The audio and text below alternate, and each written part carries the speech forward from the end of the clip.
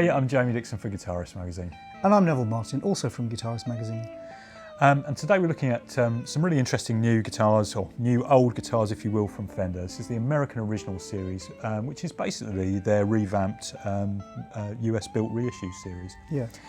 So the backstory with these is that in 2012 Fender released a range of very period correct American vintage reissues, and they're kind of answering what people were calling for a long time, which is for reissue guitars that were period correct in every particular. Subsequently, they found that the way they'd divvied up that range by sort of particular years associated with particular models was maybe a little bit too specific for some people. And truth be told, some of those things like the really authentic vintage radius and some of the aspects of that which were really faithful to the originals are actually not that easy to get to grips with for modern players. I think they've been a bit superseded now as well, because since the relic thing came about sort of some years ago, they started doing the flatter radius fingerboard with the bigger frets, and that's almost become the norm that people expect now on a Strat or a Tele. It's kind of you're used to that level of playability, and when you go back to the vintage one, while they're lovely for some things, they're lovely for playing bar chords because that's what they do really brilliantly, but I think you'd be for bending and things like that, and for action, you know, that big 7.25 radius is harder to get the action right, and it's more prone to choking and stuff like that. So I think people just now expect a different level of playability, perhaps. Yeah, and I think there's a real danger, isn't there, when we all romanticise the past to a degree, especially guitarists, and back in the real world when we're actually doing a gig, it's the kind of modern playability that's really going to be the gig saver, and anything that trips you up is going to be unwelcome, isn't it? Yeah, exactly. And the other thing they've done like on this Strat, you know, for years I haven't had I have had a tone control on my bridge pickup on my Strat, and they've done this. Quite a few of the relics have that, and they've done this as well. It's a brilliant bit of design, because it just makes common sense, because this is the spiky old thing that most people want to tame, that allows you to tame it a bit. Well, let's actually, before we get too far into it, let's sort of introduce these models. Basically, instead of naming particular years, you know, instead of saying a 65 Strat or a 52 Tele, they've gone with 50s Tele, 60s Strat and 60s Jaguar, for example. Yeah.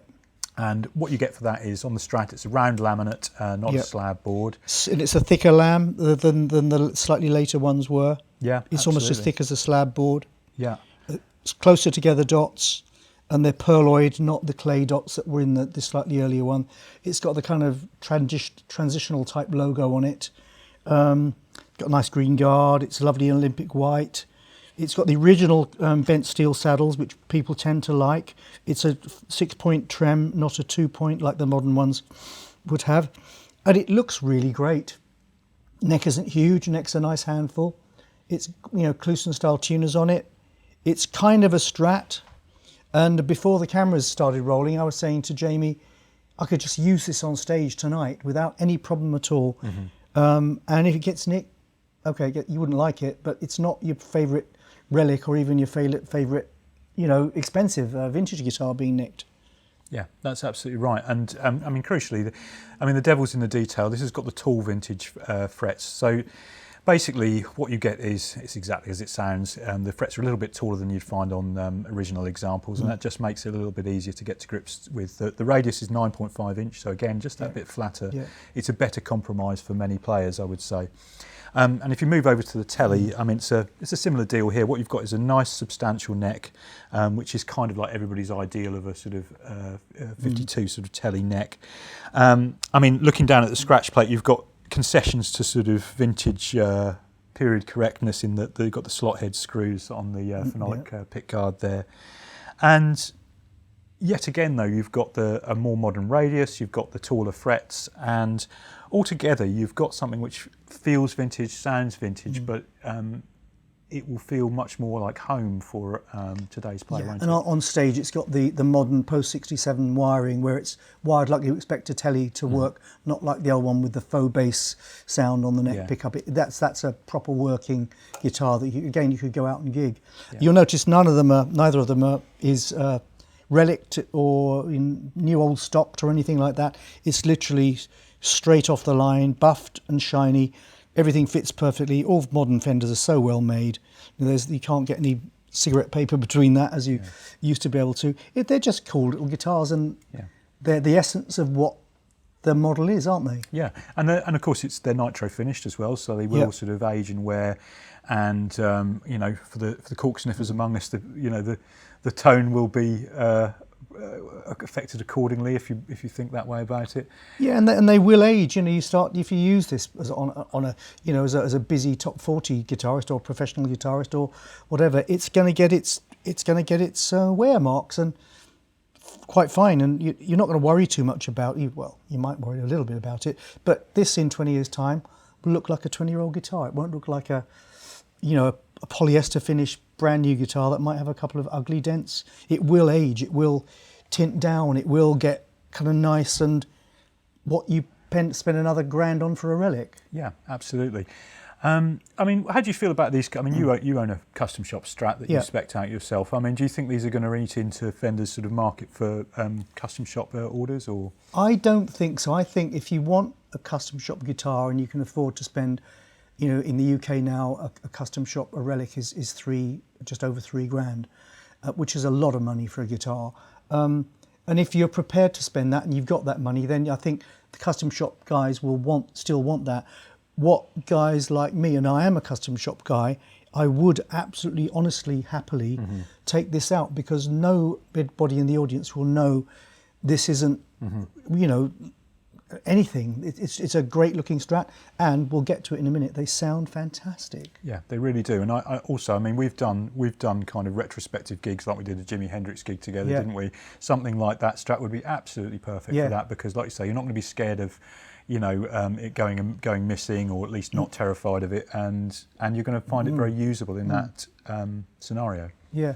Every sound on the pickup selector on this guitar sounds great, and literally I picked this out of the box 16 minutes ago. First time I've seen this guitar. I'm instantly comfortable in it. I recognise the sounds. That, you know, it's what it is. It's a Strat, and it's a good Strat. It's kind of testament to Leo Fender's foresight that the tweaks that are made to accommodate modern playing styles are quite minor, but they have their impact, don't they? They are minor, and a lot of them are led by playing styles which Leo didn't have. You know, things like big bends and big vibrato is a later thing, which, you know, the flatter boards came about to accommodate. And back in the day, they wanted as much twang as possible. So having this pickup angled like that to give you more twang, and having no tone control on the bridge pickup, was what people wanted. And it's probably what helped make Gibson struggle a bit at that time, because everybody then wanted the Fender twang. Yeah, that's right. But now we don't. Now, you know, on my guitar, if I crank up some distortion on it, knock that back to about half, and you whack a big A chord, it's like a Angus Young SG sound, or a Pete Townsend SG sound, and makes it a much more usable, versatile guitar. Yeah. Great. And of course, these aren't the only two guitars in the range. We've actually got another one from the American Originals range here, which is the Jaguar we've got over there. So perhaps we can have a look at that in a moment as well. Yeah. Should we do a few sounds on these? Just sure. Literally on their own? Yeah, sure. Shall I do some on the Strat? Of course, yeah, go for it. There's a bridge pickup.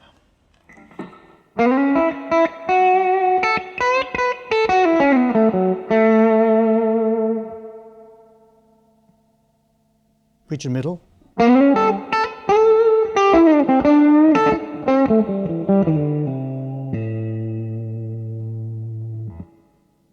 Middle.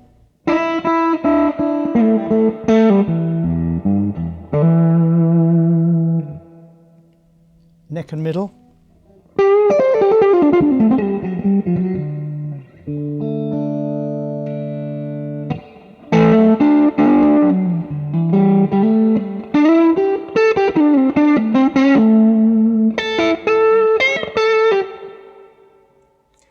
Can't say there's a weak one among those at all. Actually, the sort of hollow sounds, the in-between sounds, don't sound like a drop in volume or anything like that. They're good, full-blooded sounds in their own right. So yeah, got to say that's a nice instrument. Okay, should we hear some of these? Yeah. We'll just say you brought your amp down today, so just so everybody knows what we're playing through today. Yeah, this is my house amp. This is one I have in my living room. It's a Blues Junior Woody, and they made some of these a while back. Mine's got an ash cabinet, and it really makes it sound lovely. It's a very authentic sounding amp, but I've gigged it. I've actually gigged it in a pub with a proper drummer and a bass player, so it's got some conkers to it. Mm-hmm. And I've brought down my Dr. Z Jazz 2040, which is a 2x10 combo, very much in the Fender style, 6v6s, 20 or 40 watts as the name suggests, and really I sort of think of it as like a Princeton on steroids, really, something of that nature. Yeah. So yeah, between us they're a good match with these instruments, I'd say. Absolutely. Let's hear a couple of sounds on this. Cool. Okay, let's hear the neck pickup first.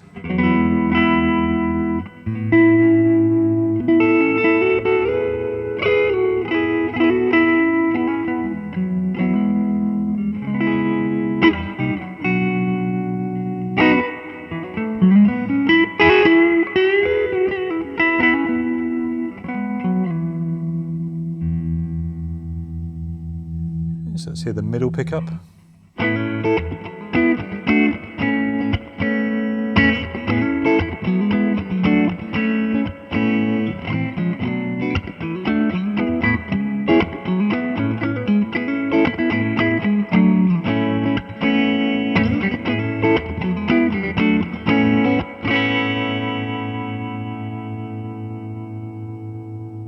Finally, the bridge pickup.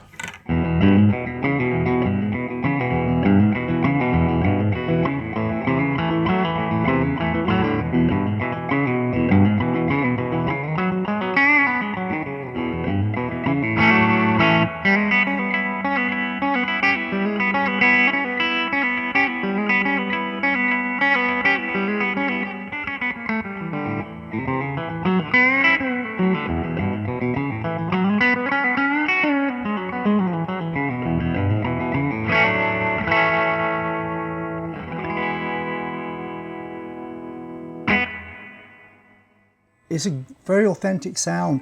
A lot of people don't like the neck pickup on the Tele. I love the neck pickup on the Tele.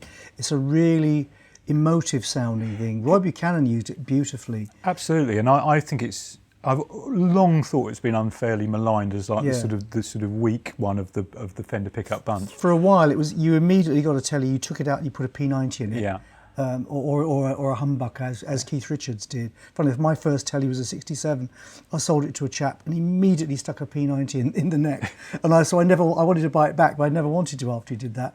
But also the middle selection with both pickups on a Tele is a lovely sound. It's it's that lovely kind of spanky, funky country. You can imagine Johnny Cash's guitarist using that sound. Then the bridge pickup is that fat, honky rock and roll. Just says 60s rock and roll, 50s, 60s rock and roll. Yeah. Brilliant. And it's interesting, isn't it? I mean, the Telecaster sort of effectively 3 basic sounds. You'd think that would be limiting, and yet you've got the whole lexicon of modern rock and roll really there. Absolutely. Yeah. And you start playing with the volume control, tone control, especially with that modern post 67 wiring. It's just a usable guitar that you just take out on the road and just love. Yeah, and absolutely no sign of either of these designs really getting old at all. Not at all. Shall we have a look at the Jaguar? Yeah, let's have a look at the Jag.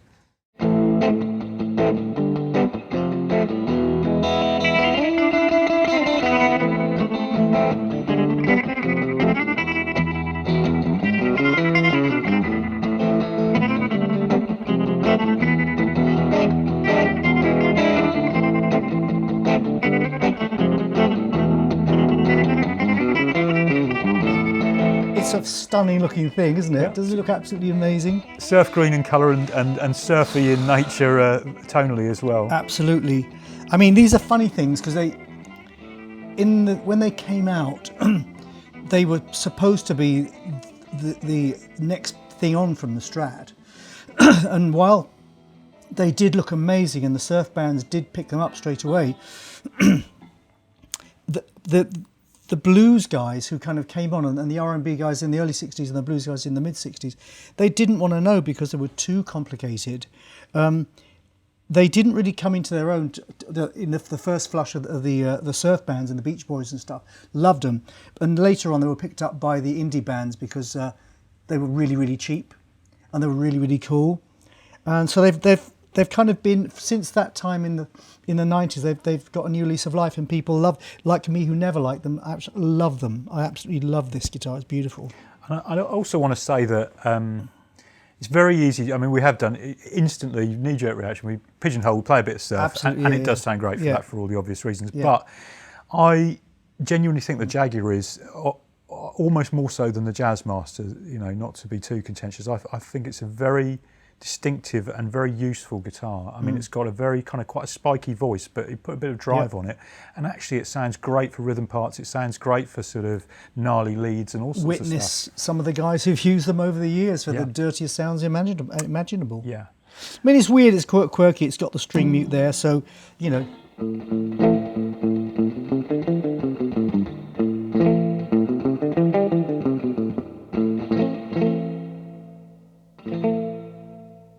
I mean, that's handy. I mean, sometimes in the studio we've ended up wrapping things through there to mute the strings off.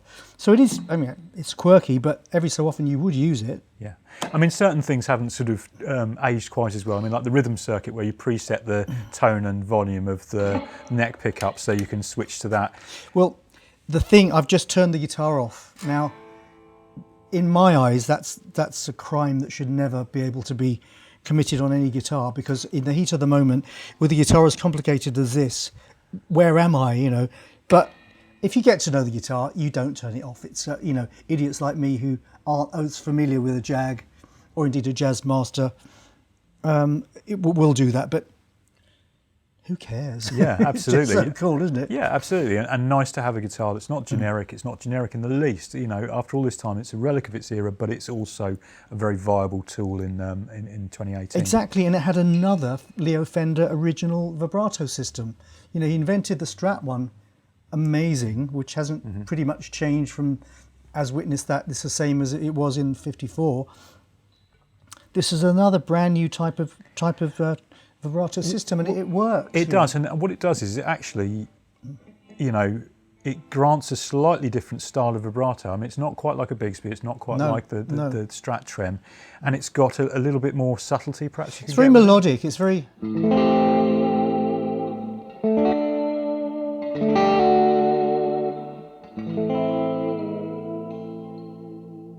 It's really nice. A lot of expression in that. So yeah, absolutely. It's a great looking thing. I love surf green on this kind of guitar.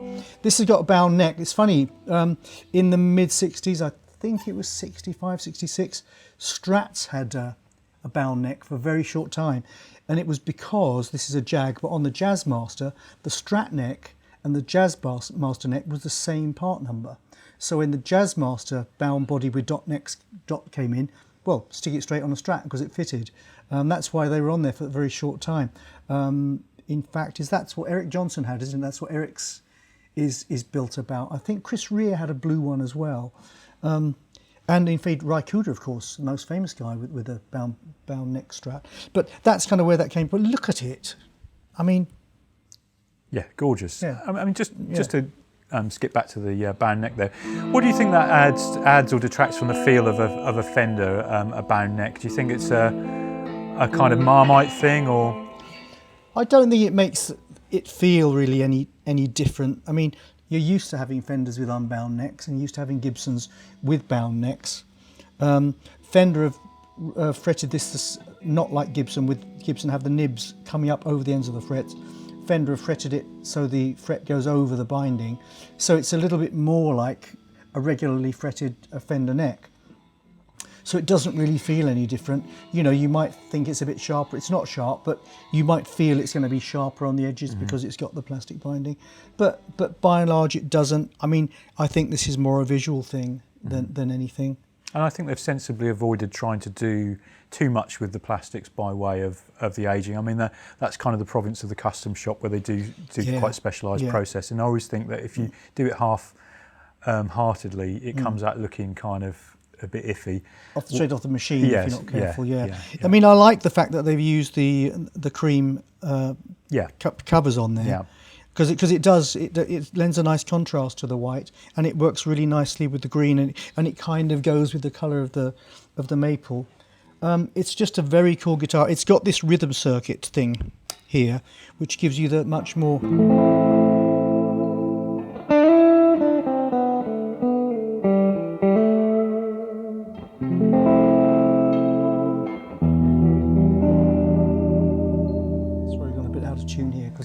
just literally got out of the box. But if you get used to a guitar like this, it can be your best friend. Yeah, yeah, absolutely. And I think that goes for all of these really. And I know we're dealing with classics, so yeah, of course, who doesn't like a nice Strat, who doesn't like a nice Tele? So, we are dealing with classic designs. But for that said, I think Fender have done a really nice job with these American originals. I do too, very much. Great. So Jamie, final thoughts on these Fender originals? Well, they say if it ain't broke, don't fix it. But I quite like the way Fender have fixed these. The Strats and Teles are by no means broken the original way that they were designed, but the fact that they've just breathed on these rather than go the sort of full dress, slavish vintage reissue, I think secretly even the most kind of retro-oriented player will be grateful for some of these tweaks that they've done, because they just make them easier to live with. So I really like these. I think you could use them on a gig the very day you got them out of the box. And yeah, I think they've not changed a great deal, but what they have has been quite successful. I agree. I think for the guy who doesn't want the, like the 2-point vibrato on the Strat, but doesn't want to pay custom shop prices, wants something that looks right, looks like an actual Strat, not a Strat-alike. It's got Fender on the headstock. It's got vintage appointments. That is a recognisably vintage transfer on it. So it kind of looks like that. They're made really nicely. I mean, Fenders are made so well currently. You can't fault that. They sound great. I mean, that was a little bit weak when I took it out of the box. So I just raised especially the bridge pickup a bit. It just brought it to life instantly. Funny if I did that on a Les Paul recently, that's another story. Did exactly the same. And it's just nice. It's a great guitar. The Tele is as you see, I picked up the Tele. It's a really barking guitar. It's a much fiercer guitar than that. You kind of think this is the little quiet sit in the corner twangy one, but this is so dark and so powerful. And the Jag, I mean, what's not to like about a Jag? Of course it's quirky. Yeah. They always were quirky. Yeah. So I suppose the litmus test, which one would you plump for if you were buying one of these? I've got a Strat, I've got a Tele, I'd take that. Interesting, okay. You know what, I'd take the Tele, absolutely, because that sort of ballsy Tele thing is just endlessly usable, and funnily enough, I sold a thin line Tele that I had that wasn't half as didn't have half as much clout as that, and it's a real thrill to play that. So yeah, that would be my choice, I think. The caveat to my choice is the fact that if I didn't have a Strat or a Tele, I'd take that. Yeah, absolutely. Yeah, great. Well, shall we have a little play to see us out? Okay.